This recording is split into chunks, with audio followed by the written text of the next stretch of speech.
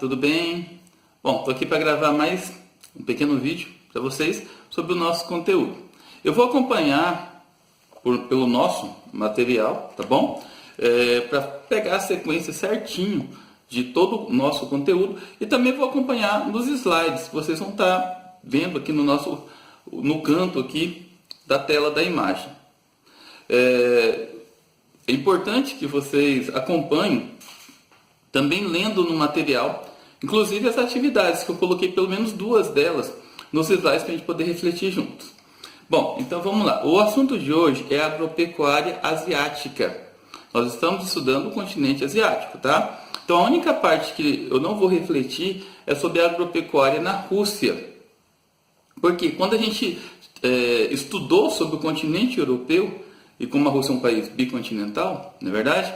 Eu trabalhei com vocês com a agropecuária na Rússia, tá? Então vamos lá então. Vamos começar falando sobre a agropecuária asiática. Bom, a Ásia, aliás, tem alguns fatores, como vocês estão vendo nos slides, né? Que definem a agropecuária na Ásia. Bom, a grande extensão do continente, o maior continente do mundo, muito grande, a variedade climática. Nós vimos que a Ásia tem à sua disposição todos os tipos de climas do mundo. Isso dá uma diversidade muito grande para a agropecuária. A biodiversidade vegetal, nós temos vários biomas, muitas formas de solos, né? Diversidades culturais, que é muito grande. A região do Oriente Médio é muito diferente do Japão, que é diferente da China, da Índia, enfim, né? Hábitos e tradições da população. Então tudo isso influencia na agropecuária. E tudo isso faz com que nós consigamos, né, ver essa influência aqui no nosso país. Como vocês puderam presenciar quando a gente estava estudando, olha só, no nosso material. Então tem várias formas da culinária asiática, né, que é expressa aqui no nosso país, aqui no Brasil. Agora nós vamos ver a agropecuária do Oriente Médio. Então aqui nas imagens vocês conseguem estar vendo, tá vendo? Olha aqui, o Oriente Médio é um conjunto de 15 países. Se você for observar os países bicontinentais, como o Chipre e o Egito, né, somos 17. Mas o conjunto de 15 países fica numa região de clima árido, de clima desértico, tá? Que é o principal tipo de clima que caracteriza essa região. E isso dá algumas características para a agropecuária da região. Então lá tem dois tipos de agropecuária que se destacam. A tradicional, que normalmente é de subsistência, né? Muito comum naquela região do Crescente Fértil, nas terras da antiga Mesopotâmia, aquela região que fica entre os rios Tigre e o rio Eufrates, hoje atual Iraque, mas também passa pela Turquia, pela Síria, e os kibbutz e os moshav, que ficam no estado de Israel, tá? É bastante interessante porque tanto os kibbutz quanto os moshavs, eles são técnicas muito modernas. Israel conseguiu fertilizar um deserto inteiro, utilizando técnicas de gotejamento e fertilização do solo. É importante comentar também, pessoal, como tem extensos desertos na região do Oriente Médio, as regiões próximas dos oásis, ou seja, aquela região que tem água no meio do deserto, é muito cultivado com cultura de subsistência, né, com destaque aí para as plantações de trigo, tâmaras, frutas, milho. Na imagem que vocês estão vendo aqui, nós temos os kibbutz, que são aquelas cooperativas agrícolas de Israel, tá? Olha, mais uma imagem dos kibbutz. Os kibbutz, eles se destacam para a produção de verduras, legumes, uva, girassol, né? Utiliza muita mão de obra braçal e pela grande produtividade, tá? Eles usam aquela técnica de gotejamento para poupar água, né? E apesar de ter a mão de obra braçal, a produtividade é muito grande. Vamos falar da pecuária, pessoal.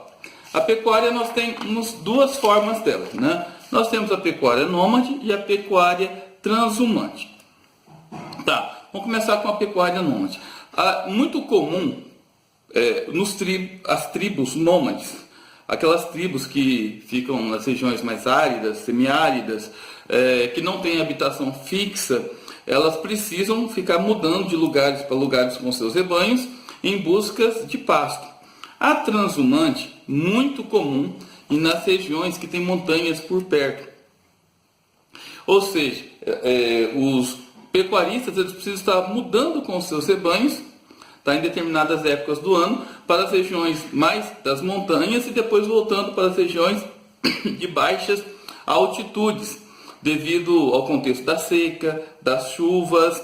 Na verdade, em determinadas épocas do ano, por exemplo, durante o inverno, o pico das montanhas e a base média das montanhas ficam todas congeladas, então os pecuaristas descem com os rebanhos para as partes mais próximas do nível do mar, onde a chuva é mais intensa. E o contrário também é verdadeiro. Durante o verão, eles sobem com os rebanhos para as regiões mais elevadas, porque tem mais chuva, a vegetação é mais abundante. Vamos ver agora uma atividade. Presta atenção nas imagens, tá? É a mesma atividade que está no material de vocês, ok? Bom, olha só. Aqui nós temos um mapa do Afeganistão, tá? E aqui esse mapa ele representa um pouco da pecuária típica da região do Oriente Médio, nesse país que é o Afeganistão. Agora vem as perguntas. Qual é a parte do relevo mais elevada? Tá bom. Observem no mapa. Tá vendo essa parte verdinha aqui do mapa? Tá vendo? Então, essa região é de montanha. Ela é mais elevada. Ela tem altas altitudes. Tá? Então, nessa região de relevo, durante o período do inverno, tá? Eles ficam nas partes mais rebaixadas, nas partes de altitudes, tá vendo? Menores, mais próximas do nível do mar. Que tipos de animais criados nesse país são fundamentais na produção de matéria-prima para o artesanato de tapetes orientais? Aliás, os tapetes orientais afegãos, eles são muito famosos pelo mundo, né?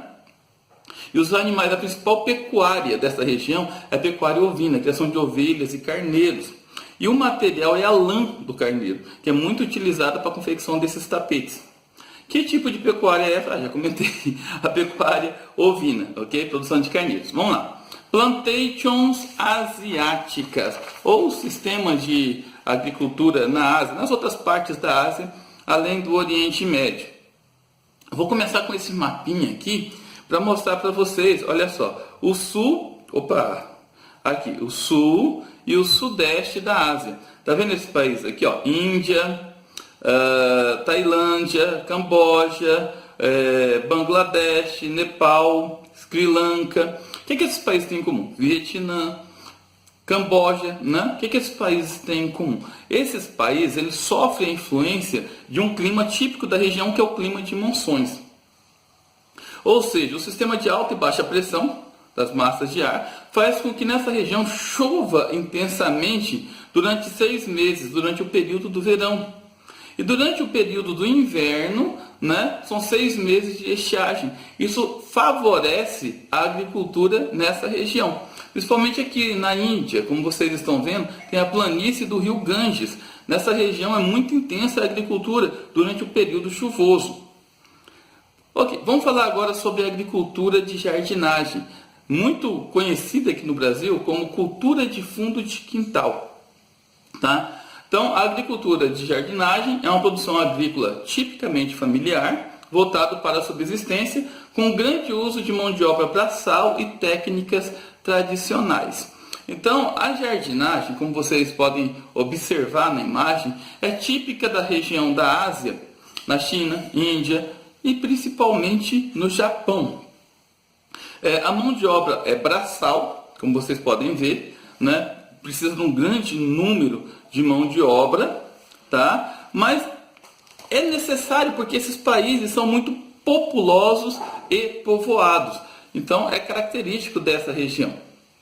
E a agricultura em terraços, pessoal, também é chamado de terraceamento. Como o relevo na Ásia possui bastante disparidade, é bastante inclinado, então eles fazem muitas que vocês estão vendo aí na imagem, tá vendo? O terraceamento, para aproveitar o máximo possível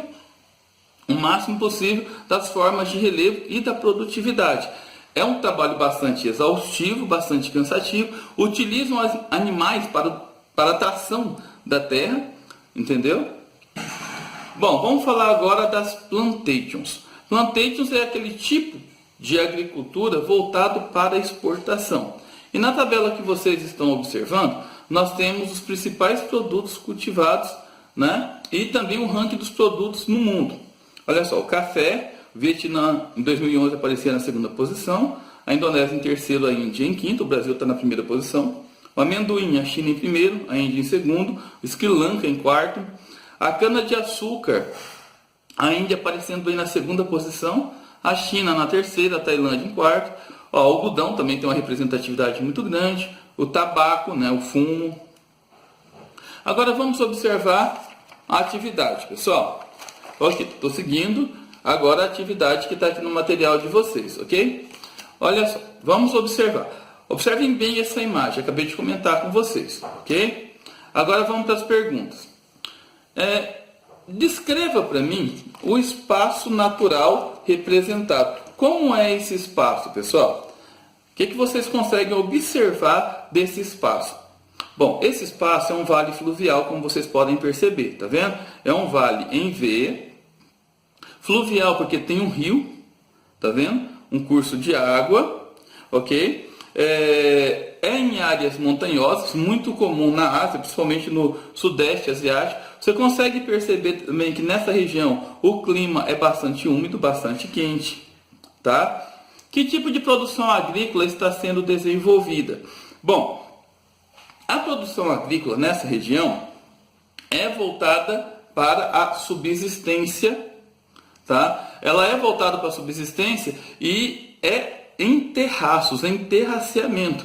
Por exemplo, o arroz é muito comum nessa região. Então eles utilizam todas as formas de espaço para poder plantar e eles consomem praticamente todo o produto.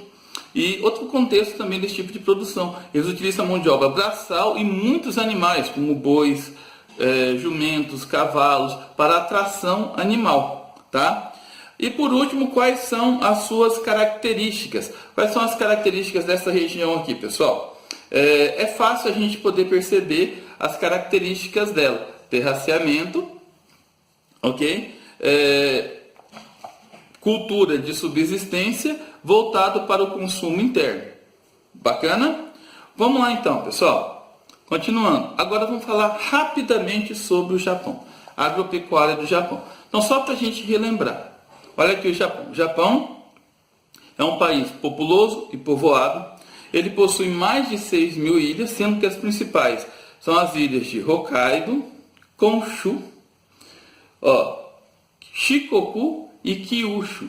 Essas 4 ilhas são as principais, são as maiores, né? Mas nós temos várias ilhas, mais de 6 mil ilhas. Outra característica que é um terreno vulcânico, então boa parte da população fica nessa região aqui onde vocês estão vendo, tá?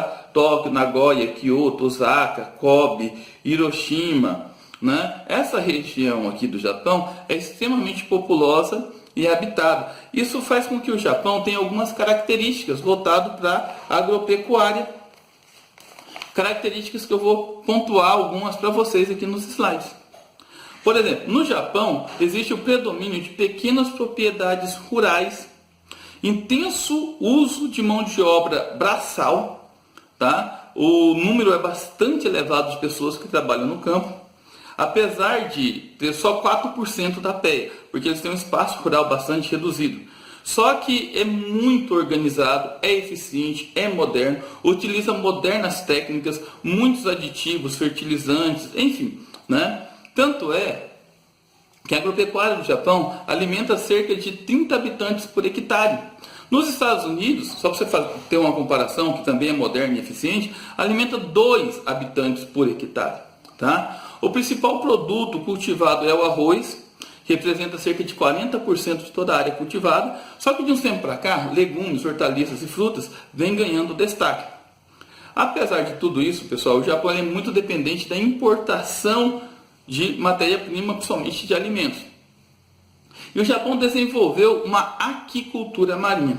O que é isso? São aqueles produtos que são criados nos oceanos, nos mares. Então tem muitas fazendas marinhas. E o destaque para a produção são algas, ostras, peixes, camarões. No Japão é bastante complicado você criar bois, cabras, ovelhas, entendeu? Então eles compensam o consumo de proteínas com peixes, principalmente com peixes marinhos. O Japão ele é banhado tanto pelo Oceano Pacífico quanto pelo Mar do Japão. Então ele tem um litoral bastante grande. Então a indústria pesqueira no Japão é muito forte. É isso aí, espero que vocês tenham curtido, tenham gostado. Vocês podem estar acompanhando com o material as minhas aulas, tá bom? Valeu, fiquem com Deus e até a próxima. Bons estudos, cara. Valeu!